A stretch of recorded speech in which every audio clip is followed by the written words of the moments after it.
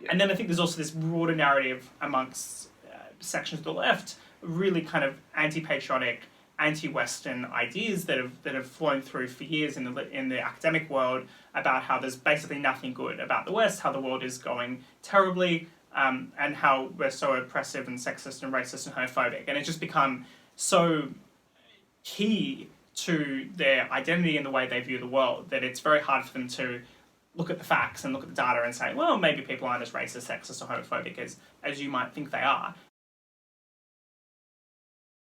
Okay, so I'm here with Matthew Lesh, who's the head of research at the Adam Smith Institute. He's also a pretty well-known commentator. He's literally just been on TV, or was it radio just Radio. Yeah. Face for radio, as they say. Yeah, what were you talking about there? So we were just doing BBC Radio 2 Jeremy Vine show. Yeah. So the big issue, at least today, has been that Nicky Morgan has announced a review into whether or not the BBC licence fee, should require a criminal prosecution for non-payment. Yeah. And the government's looking at changing the BBC funding model, as well as getting rid of this criminal element to it. And full props to the BBC. They feel like, for the sake of impartiality, they have to get on someone who's basically trying to put forward a case that would perhaps not be in their direct financial interests. What do you think about the people who are just... I mean, there's a lot of people on social media and so on who just are obsessed with the fact that the BBC is too biased now to be considered a neutral, impartial broadcaster. What's your view on that? So my view is a little bit biased on this by the fact that I come from Australia, where we have basically the low-quality Xerox version of the BBC. It's called the ABC, the Australian Broadcasting Corporation. Yeah. And if you think that the BBC is biased, you should watch half an hour of ABC programming.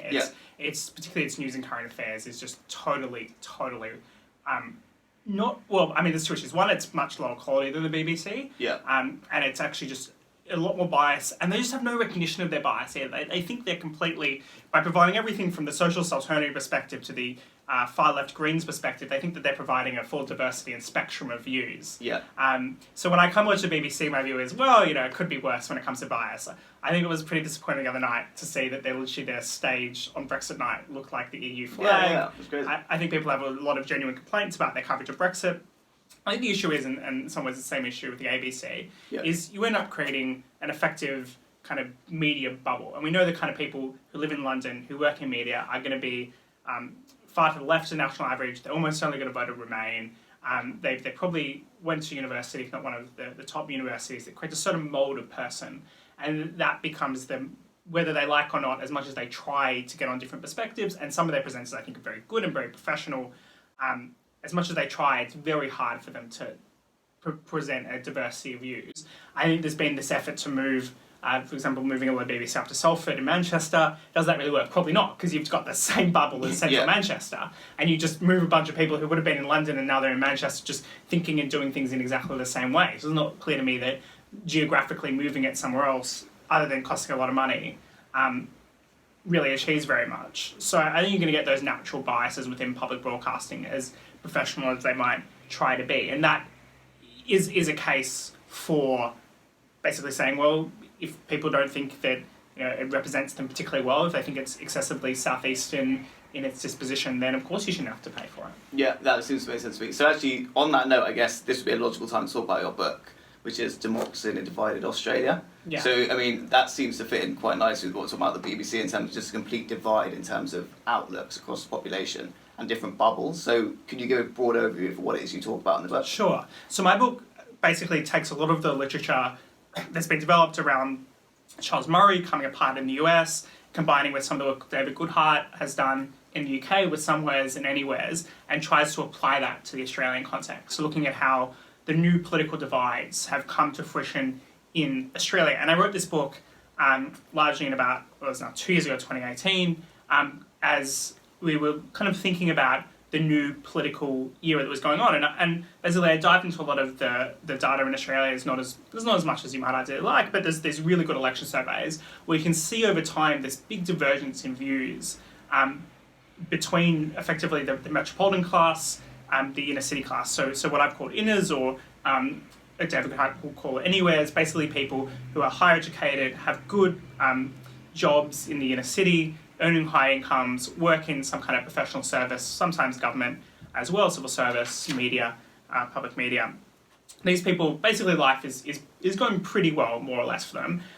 particularly financially, and then they become more interested in non-financial issues like climate change or women's rights or sexual identity issues, and what you might social science would call post-materialist issues, which really come to the fore when basically people's material needs are more or less met. And for this cohort, traditionally in the Australian context and even the UK context, it's a very middle-class cohort, would have voted to the right. So you had this historical situation where more or less across Western democracies, the people who were the middle class, the higher educated, higher income group in society voted to Conservative Party or Liberal Party in Australia.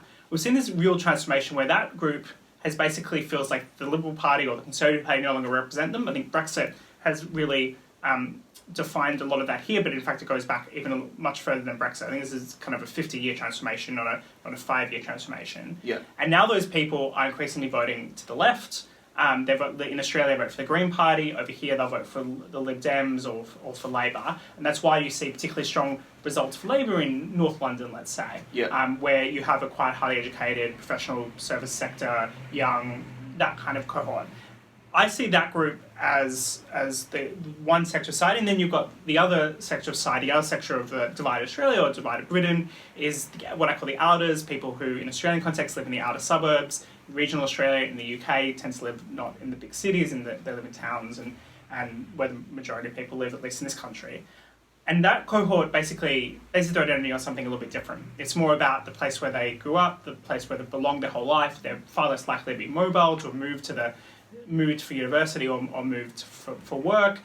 They're less educated, end up working in lower income jobs, and have fewer kind of practical opportunities in our modern world.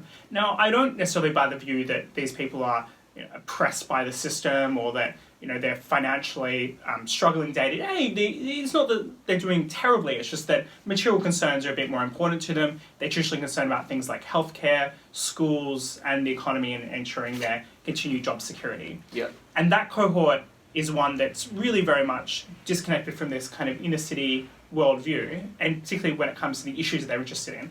So the BBC will spend hours and hours and hours on issues like climate change, again and again and again. And generally across society, you can see clear majorities of people think climate change is an important issue. That's not something that's really affecting people day to day. But for the BBC worldview, for the inner suburban worldview, that is just the essential issue of our time. Yeah. So you see this huge divide in our politics, and then it complicates our politics as well. Because both parties effectively are trying to simultaneously appeal what is financially kind of suburban cohort, but also this working class cohort, and they've got to try to build an electoral coalition between the two of them. It tends to be the left that has struggled more with this. Jeremy Corbyn kind of got, to an extent, squeezed. Although the Lib Dems didn't do very well, they got a bit of a boost in their vote, which took a lot of vote away from Labor during the election. Yeah. And that means that they are just effectively representing a very small cohort of relatively mobile, highly educated people, and not representing a broader constituency out there. We saw the same kind of thing happen in the Australian election last year, where Scott Morrison had this shock election victory against Labor, and a lot of his success was he probably actually swings against him in the Australian political terms in the inner city, but big swings towards the Liberal Party and the National Party in outer suburban areas and more conservative Queensland areas that you might traditionally have expected to be more Labor supporting areas in the Australian context. And it's because effectively he managed to speak to people in a way that made them think that he really did care about their issues and their concerns, which Labor had struggled to by focusing in on climate change and sexual and gender issues and all that other kind of stuff that isn't really as much their concern. So why do you think, because I know your book's focused on Australia, but obviously has relevance across kind of the Western world, so maybe even beyond the Western world, but why do you think we've got to a point where that divide has emerged now? Because it seems to me like things like gender and sexual issues or racial issues, they're important, but at the same time they're, to a large extent, the least important they've ever been, in the sense that there's the least racial prejudice and there's the least sexism. And that's not to say that those things don't exist, but at the point at which they've become they have the least impact societally, there's a kind of myopic focus on those things in a certain section of the left, and that's something which a lot of the media, kind of broadcasting sector and academia and stuff has bought into, but large parts of the rest of society hasn't. So why do you think that's happened now? What is it that's given rise to that divide, and why have certain groups jumped onto that particular set of beliefs so strongly at this point in time when others have just felt completely alienated by them? So I think it's actually a huge success of that highly educated inner city demographic to basically spread their relatively liberal values when it comes to race or gender or sexuality or women's rights and the role of women. We actually live in overwhelmingly, particularly in the West, liberal countries when it comes to these perspectives, and they've effectively more or less won the debate. There's obviously still some holdouts, but quite broadly amongst both inners and outers, you'll find that people are relatively progressively disposed. I think this has become such an issue. It really among inners and outers. So as in, I think both inners and outers are both socially quite liberal. Yeah. If you ask about an issue like abortion or euthanasia or same-sex marriage or whether or not you think your neighbour should, you'd be concerned if your neighbour was someone of a different race, you'll find right across Western democracies the fact that the vast majority of people are extremely liberal. Yeah. So both inners and outers are quite socially liberal. I'd say they're culturally very different. So if you look at an issue like patriotism or criminal crime and justice, that you can find some very big differences between inners and outers. Right. I mean, in terms of where I date all this kind of transformation to, I'd probably put it back to the kind of key moment, particularly in Australia and America, less so in the UK, is the Vietnam War protests. So you really saw this evolution of this new demographic. So we had the expansion of higher education, beginning around that kind of period where more people were going to university, getting exposed to liberal ideas, becoming this kind of liberal metropolitan group, and then you had that demographic develop and really come to substantially influence society from the 70s, 80s and 90s, and really infiltrate both major parties in Australia, UK, US, and have that huge socially liberalising influence. I think in many ways for the better. I think sometimes though there's a lack of willingness to basically accept success. If you've set up an organisation to fight for gay rights or women's rights, you don't suddenly shut down when things are going well. You have to keep claiming like there's the hugest issue in history, and then you get more and more focused on the fewer and fewer cases where there's problems, because you need to justify your existence, you have to have something to talk about.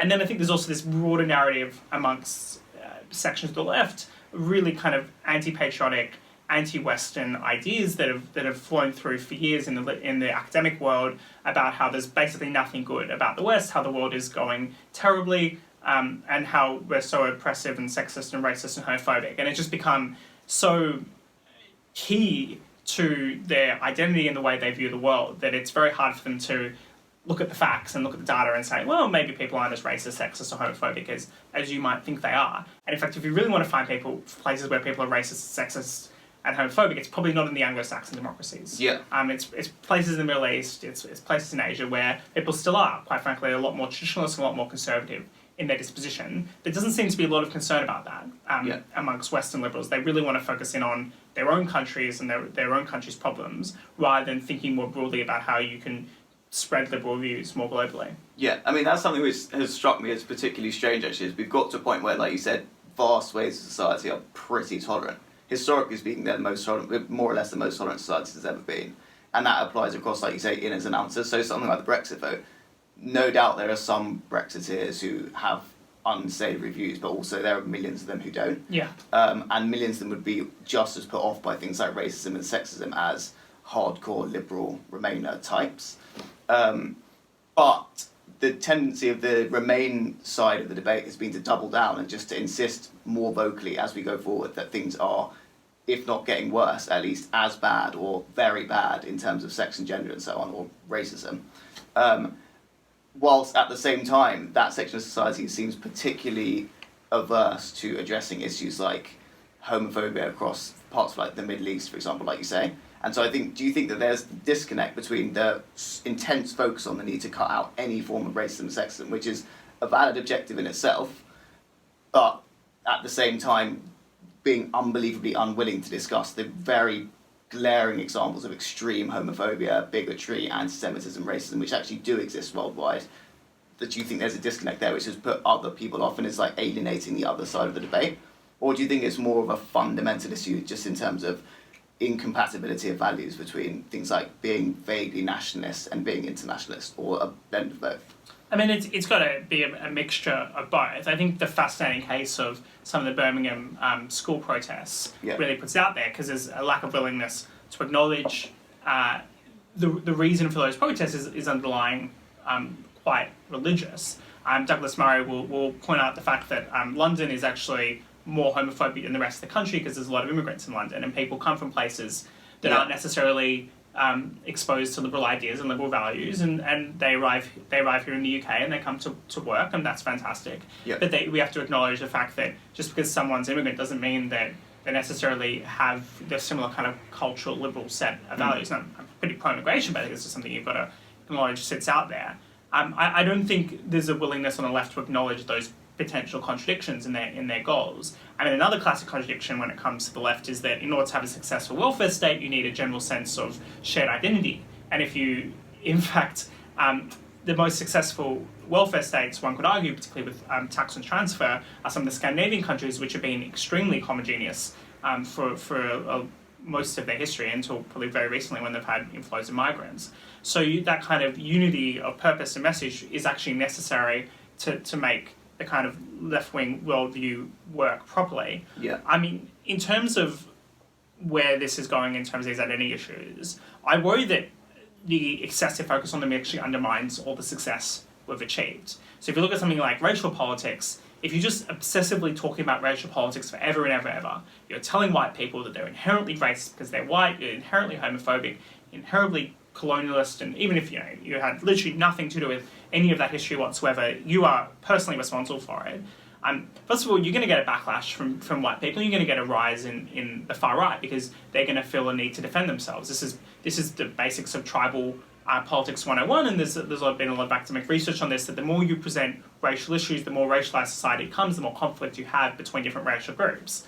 I more or less subscribe to the Martin Luther King point of view, which is I want to judge people by the content of their character and not the colour of their skin. And I think that's a goal to aim towards. The problem these days is that that's actually not even the goal of people who are so-called anti-racist. They actually want to re-racialise society and focus on race and talk about race and think about race constantly. And you can never get out of that if once you walk into this trap and you create that opposition.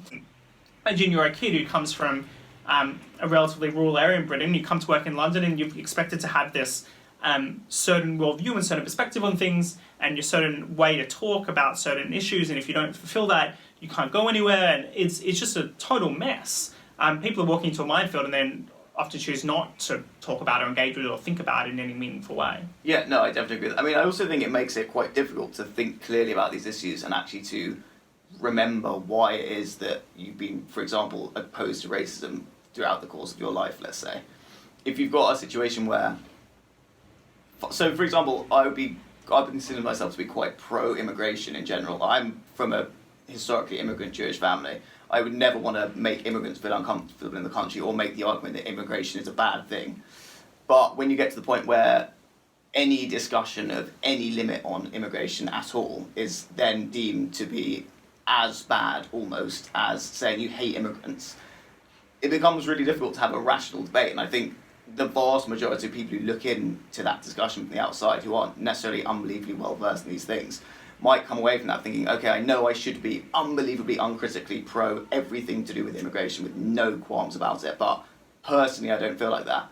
And therefore they just come away with a kind of sense of confusion and actually no commitment to the reasons that there are benefits to immigration, for example. Or you can say that about anti-racism. You can be committed to anti-racism, but then if you say anything which doesn't toe a particular kind of critical race theory, postmodernist line on the need for identity politics in public discourse, let's say, or intersectionality, or anything like that, or the hierarchy of different forms of oppression which you get nowadays in a lot of discussion, you come away thinking that it's not clear why the things you thought you subscribed to so strongly are now seen as part and parcel of a racist worldview. So I think that's part of what's making things confusing nowadays. This is why I'm a liberal when it comes to free speech. Is that I think the best way to make an argument and make a case for something that is a good principle is actually to have that debate in the first place.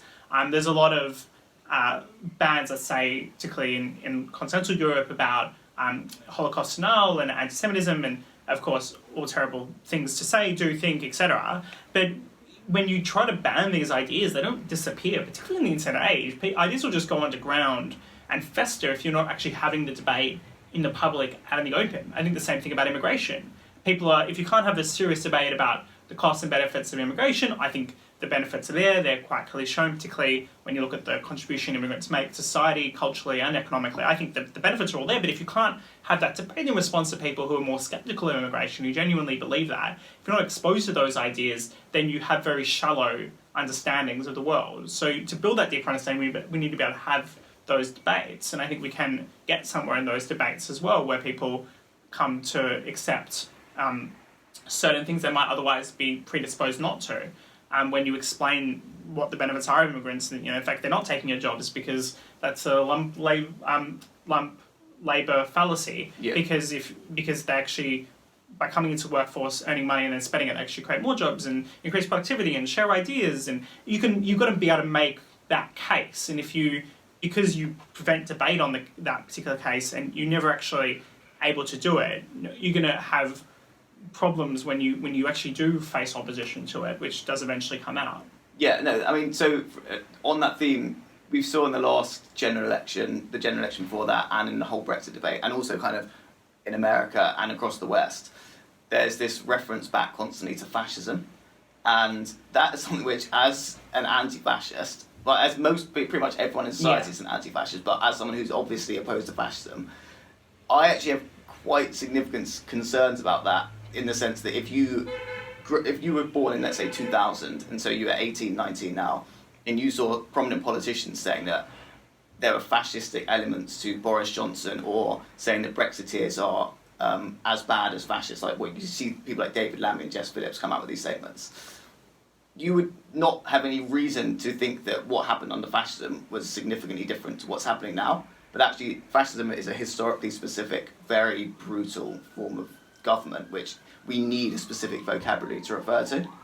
And I think there's that kind of devaluing of these really profound terms like fascism and racism, and they're being used as a way of scoring kind of political or ideological points in a way which isn't actually appropriate, and the terms themselves are becoming devalued. But is that something which you would consider a concern as well, or is it something which you can kind of understand why people are doing it, because they might have their concerns about racism, so they just assert the most powerful argument they possibly can from the get-go? Like, what's your view on that? So it's a bit of the boy who cries wolf sometimes. If you're calling everyone a fascist, then when the actual fascist shows up, it's much harder to identify them and describe their characteristics. I think the overuse of, there's just this negative undertone. Whenever you say someone is right-wing, or the undertone is effectively they're basically a fascist. It's more or less what people are really thinking when they use that phrase. And then when they say far right, it's definitely fascist, and when they say fascist, as they do overuse, I think it's just a way to try to shut down debate, and rather than engage with the serious issues that people might want to raise about something like immigration, just to call them all simply fascist when that isn't their disposition at all. This is just quite ridiculous. I think we do need to, I think you can play right there, that we have this special vocabulary to describe a particular line of thought of people who identify as fascists. I don't think it's a lot of people, but there are fascists out there. There are a small minority of people who do hold extremely racist, white supremacist views. They exist in their small numbers in America. They deserve the right to free speech as much as anyone else does, so we can all laugh at just how small, weak and pathetic they are. And then we can say, well, of course most people think there's nothing wrong with someone on the basis of their race, or of course anti-Semitism is completely unacceptable, and that there are people who hate Jews, and that's awful and that's something terrible, and let's expose that and get that out there. An interesting issue at the moment in my state of Victoria, the Victorian Liberal Party, so the centre-right, have come out and said they want to put forward legislation to ban the swastika, so you can't use that symbol. Kind of like not too dissimilar to what Germany has. I don't think, once again, just using the government to ban a certain thing you dislike gets rid of it. So just because it will be technically illegal to use swastikas, people are probably going to go around even more actively and graffiti swastikas, because now they know it's a sign of rebellion and against the state, and it's a way to expose their ideas. It's not going to make anyone less fascist. The number of fascists there are is extremely, extremely low.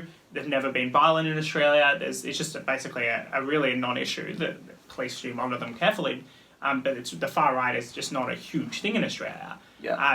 They try to, and this is where sometimes I think we do have to be careful, and people on the right I think particularly have to be careful, is the far right will try to infiltrate the centre right, and they'll try to use a language, often this is strategic, they'll use a language that sounds like it's kind of reasonable enough, And somebody who isn't racist might use a similar language. And you do have to be very careful about those people infiltrating kind of normal dialogue and hiding away their more extreme views that they might have expressed previously on some dark parts of the internet and certain forums, and they do have certain strategies to try to get public attention. And I think that you have to be aware of. You have to identify people who are genuinely fascist, genuinely anti-Semitic, genuinely homophobic, and call that out every time you see it, but not overuse it and not undermine those terms, which I think for good reason are quite scathing when you use them against people by overusing them and just calling everyone something you dislike. Yeah, so I think this is the one area I do vaguely... I'm not sure what my view is in this time libertarian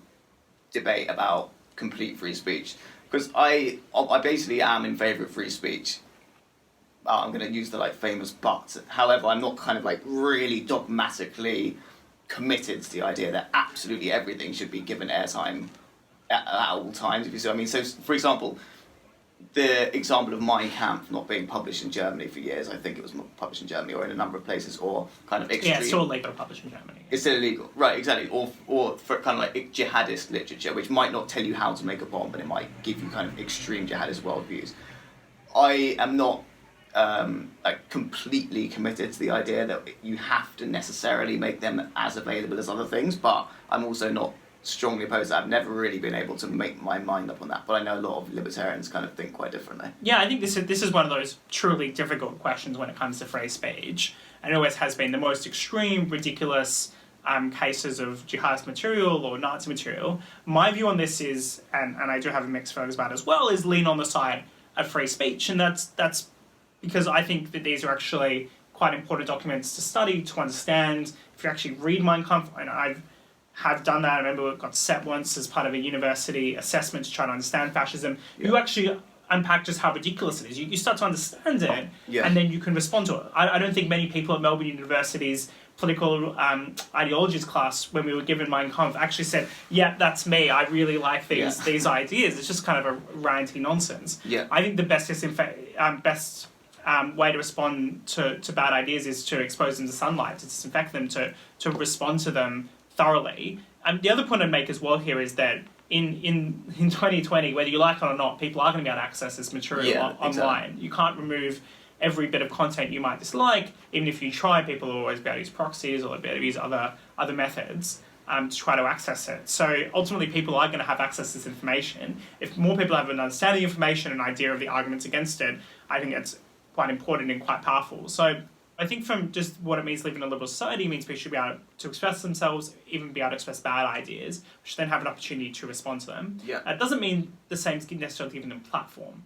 In some ways, I think it would be irresponsible to give a Nazi a platform on a major television channel, unless, because it kind of gives them an equal weight to somebody perhaps putting them up against. Unless you have an extremely good reason to do so. I think there are editorial choices to be made about who you give platform to, but government action, active government action to make a certain idea illegal, I don't think you can outlaw ideas. Ideas exist in our heads. They don't exist when they're expressed. And I don't think simply expressing an idea necessarily persuades people of it. In fact, the opposite can be true, particularly if you have an opportunity to respond to that bad idea. I was sort of one final point, then we can move on to that's a very slightly different topic. But I just think that on that whole free speech, kind of no platforming fascist point, so I think there's a kind of niche debate about whether or not Mein Kampf should be legal, and it's not, as I said, it's not something I can be kind of passionately committed to one side on, because it seems a bit depressing to spend ages arguing in favour of legalising Mein Kampf. But at the same time, I understand the impetus, which is the kind of theoretical need to understand why free speech is also important. But what really confuses me, and also I think is alienating so many people at the moment, or this is my instinct, is the fact that the term, as I said, the term fascist or Nazism or comparisons with those beliefs will be used in relation to people who are basically in no way fascistic, but at the same time who, given the fact I've got a kind of liberal, progressive-ish disposition, I think in a vacuum I would disagree with them. So you might hear, for example, a Brexiteer talking about why he's in favour of nationalism or decreasing immigration. If I heard someone saying that in a pub, I might go up to them and say, I don't really agree with that. But what actually happens now is you have a lot of fun in pubs, don't you? Yeah, exactly. Then I just get booted out. Yeah. But I would say that, and then if you see it on the TV now, the instant response is to say, okay, that person is basically fascistic, which then means that from the kind of neutral perspective, your instinct is to push back against the person who's criticising that person for being something they're not, which makes it much harder to criticise their actual points, if you see what I mean. It's quite convoluted, but that's something I genuinely think is affecting politics. It just becomes name-calling, and it's actually quite lazy as an argumentation technique. So rather than saying, here's the case for immigration, here's the academic literature on it, here are some potential costs that we know exist. There's some classic work from Putman about more immigrants move to a particular area, that'll lead to less cohesive social bonds, less social capital, and that can be a short-term effect of immigration. He still said immigration is overall a good thing, but we have to acknowledge some potential social causes, whilst the economic effects, I think, are overwhelmingly positive, and we can look at some of the specifics of it. You lose the ability to have that debate, you lose any interest in that debate if all you're doing is saying, oh, you're just a fascist because you've said that you don't think that you should have limitless immigration from the EU. I think it very much undermines the kind of case in the first place, and actually makes people quite hesitant and sceptical to express their views until it comes down to it at the ballot box, and then they're quietly voting leave, and you're like, why are people voting leave? Maybe because they do have a different perspective on these issues. Maybe they are a little bit more sceptical of immigration from the EU, but you've never actually dealt with their concerns. You've lost the debate, you've lost the argument because you chose not to engage with it, and you just, in the classic Hillary Clinton way, call them all a bunch of deplorables, and then you wonder why the deplorables didn't vote for you. Yeah, that's such a consistent theme, I think, in progressive politics, is being surprised every time by the silent majority. Silent majority just giving you a kicking. Like, every time there's an election, most of the society is thinking, I think that, for example, Corbyn is probably going to lose, and then when they lose, everyone's like, yeah, that's sort of what I thought was going to happen. And then the Corbynistas are saying, oh my God, I cannot believe this is happening I don't want to live in this country anymore. Like, people have different perspectives to me. It's just like, how did you not see? It's like, you may or may not be right politically, but just not being aware of the impact of what you're saying is having on other people. It speaks to something deep, potentially in two ways here. One way is the sense in which people do live in these information bubbles. Often it can happen in reverse as well. Like, you can, if you come from a certain town where everyone voted leave, the idea of these Remain voters will seem totally foreign to you. Just a completely different worldview, everyone is reinforcing it, everyone at your dinner party is saying the same thing. The one person with the alternative perspective might just be staying quiet. There was a great article in The Spectator this week, or so perhaps last week, about the issue of dinner parties and how people have stopped hosting dinner parties because they don't want the furious arguments about Brexit. And then they have to split their dinner party invitations by those who are Remainers and Leavers, and not invite any Leavers because they'll just argue with the Remainers and become this heavily politicised thing. There's a bit of hope in this article now that Brexit has happened. We could move on from that stage. I mean, I don't get invited to enough London dinner parties to be able to comment. That must be why I never get invited to any dinner parties. Well, clearly we're not of the right worldview on the dinner party circuit. In West London. So I think you have that, but also there's some interesting issues that John Haidt unpacks in his moral foundations theory about the extent to which progressives and conservatives, in American terminology, or liberals and conservatives, have just kind of a different moral foundation, different moral priorities. So you find that progressives prioritise things like caring and fairness, and they're all very good values, and conservatives will have those values as well, but the conservatives also value things like group loyalty. Sometimes, and particularly libertarians, will value something like freedom. And because particularly liberals, people on the left, don't have any of those other moral foundations, they just don't see them as important. They can't understand the priority in which people will put on protecting the tribe, and therefore being more sceptical of foreigners and foreign trade, and feeling a need to protect their community. The progressive worldview just doesn't see that as a moral priority. All they have is caring and fairness. Whilst conservatives often actually have a bit of kind of equal amount of each in some ways across these different moral foundations. So it's much harder for a progressive to get into the head of someone who's conservative because they just don't have that worldview, that disposition within them. But that's also partly because that particular brand, that I think it's quite a modern thing, a modern brand of progressivism, well, I don't know what the best term is, but you could call it that, presents other viewpoints as just kind of either completely morally bankrupt or stupid. And so there's no attempt to appreciate the fact that you might not agree with it, but it's a kind of valid alternative set of beliefs. It's just you're taught from day one, anyone who thinks it's just evil or stupid or has been tricked by someone. And I think this is a serious problem on the left if they want to be politically viable, is that if you're not willing to accept the need to persuade people have a different view, and you dismiss them, then why in the world are they going to vote for you? Why in the world are they going to come crawling back to you because you supposedly give them the solutions, but you clearly don't, and clearly not really speaking to them whatsoever. So basically, okay, so we've had a break. So something which you've spoken about is the fact that we are constantly being told that everything's getting worse or is very bad, but actually, in historical terms, we're living through one of the most incredible periods ever. Pretty much the most incredible period ever. So why is that? What do you mean by that? And why are we living through such negativity when actually things are going so well for so many people? Well, I think that's a very good question and trying to unpack this. So the last decade was, by basically every measure, the best in human history. Yeah. We had, just in that time period, the number of people in extreme poverty has halved, the proportion of, so from almost 20% to below 10%. We've got more people who are nourished, educated, as well as on top of that, literacy rates, child mortality rates, literally almost every measure you can, but also things you can't measure. So we have access to more information on our phones, more entertainment, more food options. Literally, a king or a queen 100 years ago can't access the entertainment or the lifestyle that basically the average pleb can today. Yeah. So in so many ways, the world is getting so much better than it ever has before. Even let's look at some of the left's favourite things like inequality. Global inequality has actually declined, particularly because of the rise of China and India. The income differences are on their way down. But what we find is this underlying pessimism about the world. I think there's something about the human psyche that really causes this, which is to say, our ancestors on the savannah weren't the ones who said, oh, everything's going to be fine. They're the ones who worried a little bit more, who got out of the way of that lion that was chasing them. So the natural human survival instinct is to basically, particularly for society at large in your own future, to be a little bit more pessimistic. But don't you think that's kind of... Okay, so I hear that argument all the time. I understand. I think there's people writing about that in the 1800s, how things are actually getting better, and everyone was saying things are getting worse. Always, particularly in the kind of romantic poets and so on. Yeah.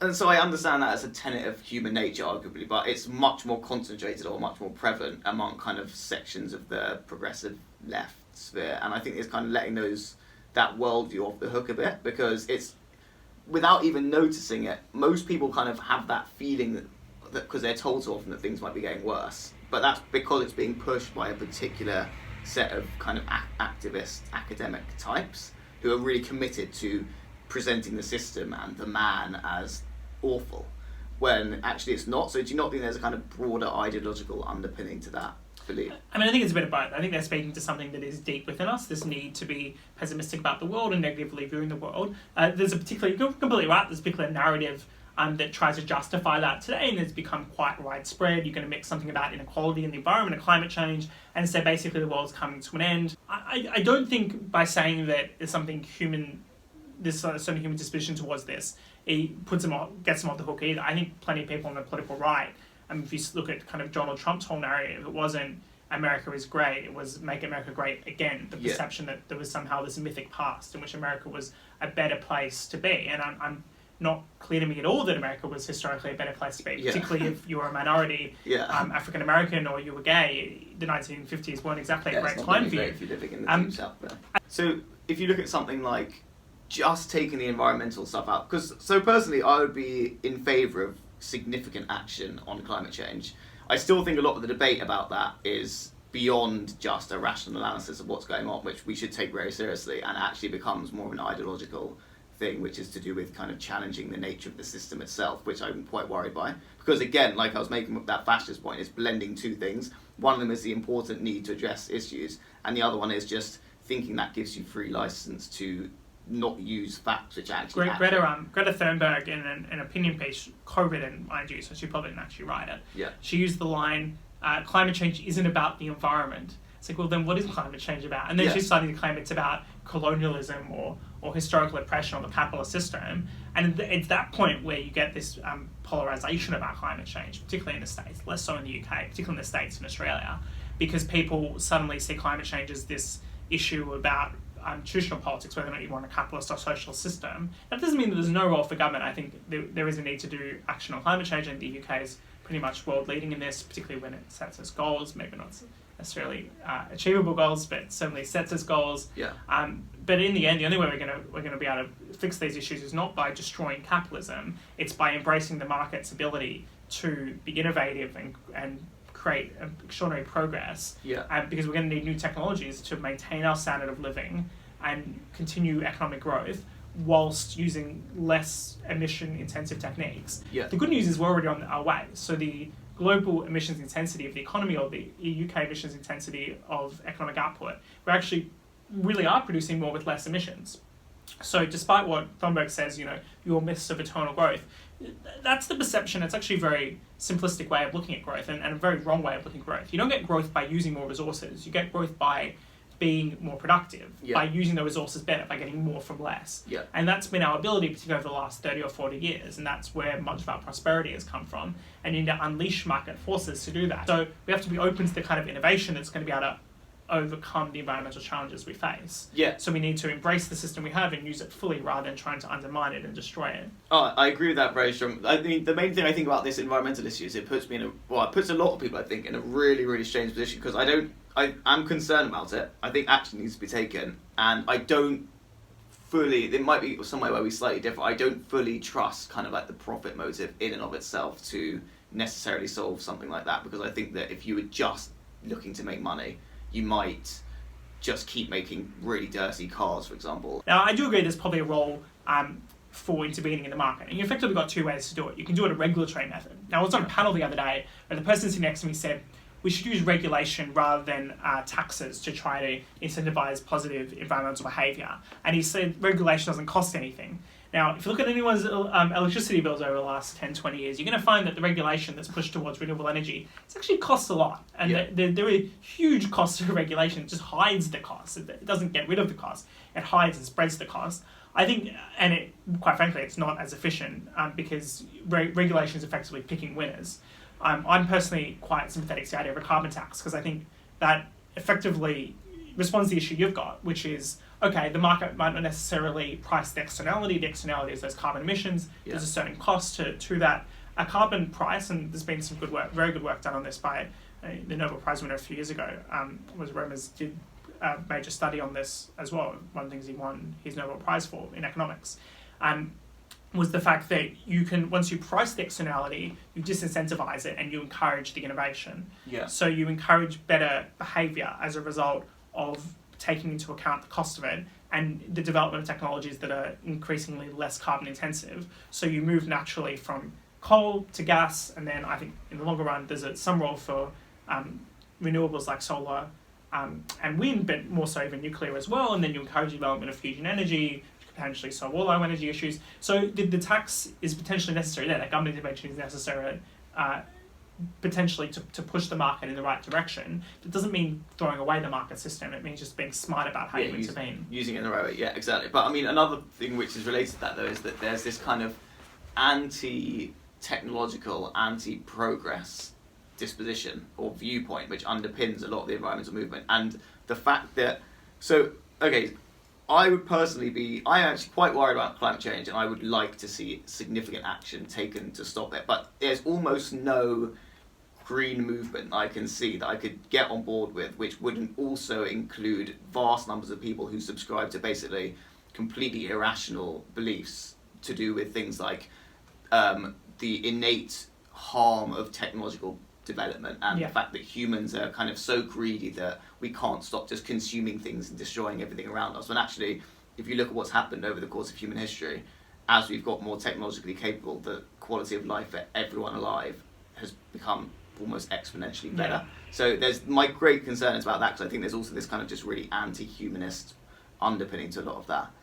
I think that's absolutely right. And also, I mean, you can even see that with things like you'll have schemes, I think Prince Charles headed up was part of, where they subsidised basically Indian peasant farmers to continue their traditional farming methods by paying awful for the environment, and it's like, it's bad for the environment, and also it's just awful for the farmers themselves to be paid to continue doing kind unbelievably manually intensive labour. A subsistence style Instead lifestyle, of doing things like giving them, you could use that money to provide them with a environmentally friendly tractor which might do the same amount of work as an entire village. I mean, they can spend more time with their kids or afford medicine. So I mean, that's just kind of, quite frankly, just anti-industrialisation. Yeah. I can't see Prince Charles going back to the farm and making his own food. So of course it's complete hypocrisy to think that these poor Indian farmers have to stay poor and on the farm forever. And what we know about agriculture is that the bigger the farm, the more efficient it is, the less environmental impact it has, the less land, fewer pesticides it uses to produce more.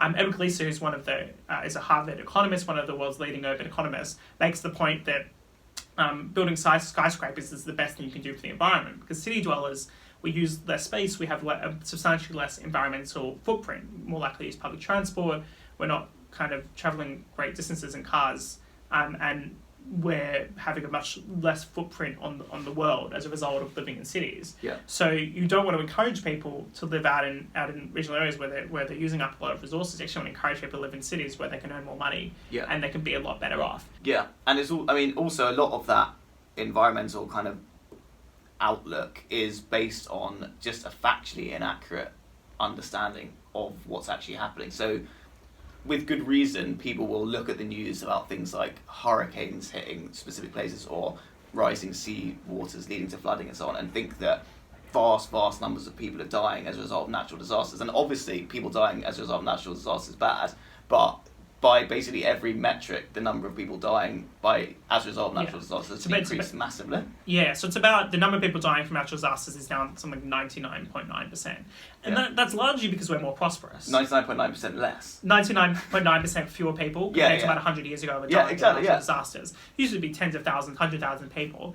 So we've got to be careful. So we could completely stop a lot of places from emitting carbon emissions. You could say, it's many places in Southeast Asia or in Africa, no, you can't industrialise in the same way that we have in the West. We don't want you to have cheap, accessible energy, which is provided by coal. It's just the reality is that's the cheapest and easiest energy source, at least at the moment.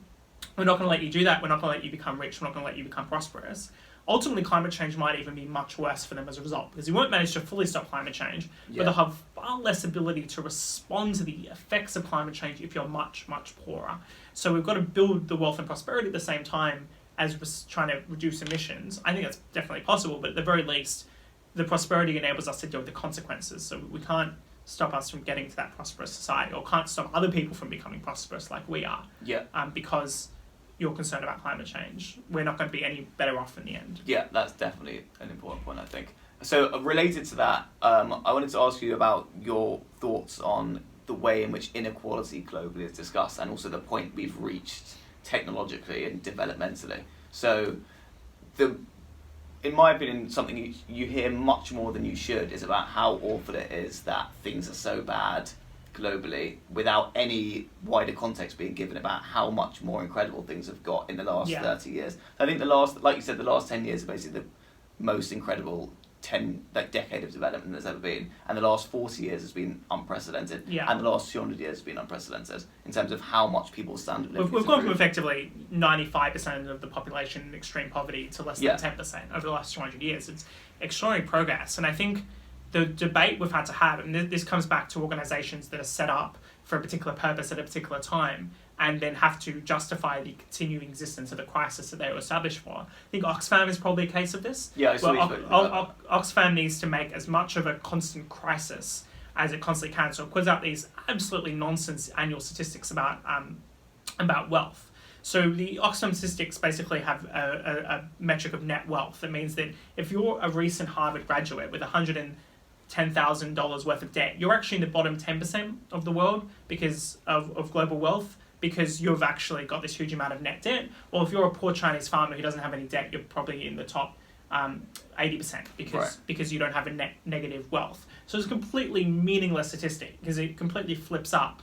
I mean, literally, wealth inequality tells you nothing about income inequality, which is, again, declined, as I was saying earlier. But it just tells you nothing about people's quality of life and whether or not more people are being lifted out of poverty than before. People have had to focus in on inequality because poverty is declining. They need to find more or less something else to talk about in order to justify the existence. And Oxfam needs to justify. And I think Oxfam has historically done fantastic work addressing true poverty and trying to help people. But what's ultimately proven more effective is just trade as an economic development, is people get richer by building liberal institutions, things like the rule of law and property rights, and allowing people to specialise trade, get off the lonely life of a farmer at a small scale who's not producing very much, and then going and working in a factory, and then ultimately moving from factories into cities and becoming an industrial economy and then a post-industrial economy. That's how you develop. It's not just by being given a little bit extra by Westerners every once in a while to build a well in your town. Some of it is necessary as a premise for economic development and ensuring that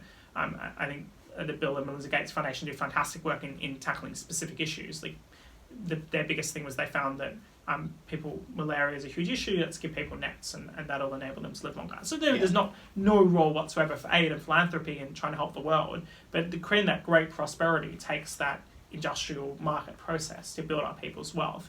And we've really seen a lot of this. We've seen a lot of this in China, which has managed to, by itself, decrease the amount of people in extreme poverty by 600 million people in the last 20, 30 years. We've starting to see this more and more in Africa, where the news, despite the historical worldview, Live Africa and Africa Aid and all that kind of perspective, it's actually getting much wealthier and much more liberal at the same time. And it's no coincidence that as the African Union puts in place greater free trade, basically tries to create a bit of a free trade area, that people become richer in that area. It's just the natural rules of development. Yeah.